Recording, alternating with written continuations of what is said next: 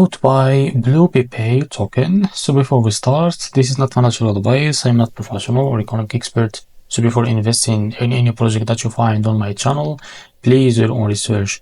Now, before going on buy this token, make sure to check the X account, as you can see, and keep following the updates about this token.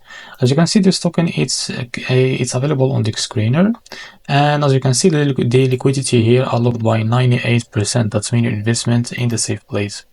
So to be able to buy this token, just click here to copy the token address. And remember, this token address is under the Base network. Now open your wallet. For this, I will use the Bitget wallet. Now go and select the Base as a network. Now click on this plus icon, paste the token address here. And after that, as you can see, so this is our token. Just click on plus icon. Now go back to your wallet to be able to find it. Now find your wallet, search on your wallet, your token here. As you can see, so this is it. So just click on it, click on swap, and switch it from here. And the top, select the token that you want to buy with, for example USDC. Now after that, type here how much you want to buy. Wait a few seconds, and as you can see, this is how much you receive of the token. Now after that, click on buy, and you will be able to buy this token. So just to mention that this token it's increased in the last 24 hours by 4,000%. Yes.